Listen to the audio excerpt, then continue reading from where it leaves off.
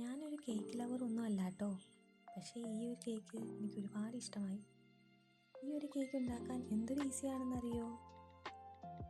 അപ്പോൾ ഇതിൻ്റെ റെസിപ്പി നോക്കാം.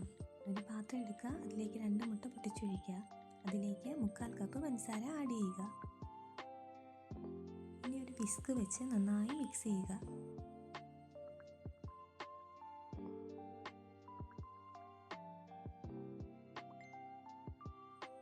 ശേഷം 1/2 ടീസ്പൂൺ വാനില എസൻസ് ചേർത്ത് കൊടുക്കുക.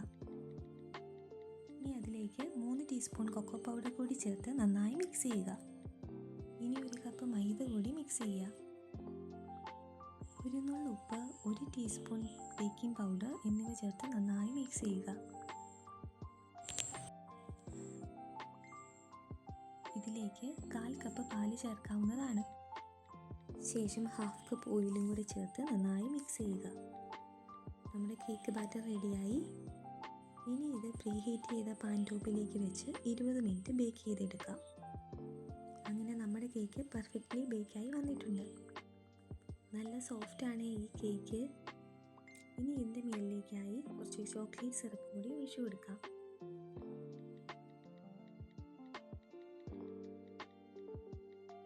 ഇനി കുറച്ച് ചോക്ലേറ്റ് ചിപ്സും കൂടി ഇട്ട് ഭംഗിയാക്കിയേക്കാം. അങ്ങനെ നമ്മുടെ കേക്ക് റെഡിയായി. പെട്ടെന്നൊരു കേക്ക് ഉണ്ടാക്കി കഴിക്കണമെന്ന് തോന്നുന്ന സമയത്ത് ഉണ്ടാക്കി കഴിക്കാൻ പറ്റിയ പെർഫെക്റ്റ് ചോക്ലേറ്റ് കേക്ക് റെസിപ്പിയാണിത്. പിന്നെ ഇതിൻ്റെ ഇൻഗ്രീഡിയൻസ് മെഷർമെൻറ്റ്സ് എല്ലാം ഞാൻ ഡിസ്ക്രിപ്ഷനിൽ കൊടുക്കുന്നുണ്ട്. അപ്പോൾ എങ്ങനെയാണ് ഉണ്ടാക്കി നോക്കുമല്ലേ?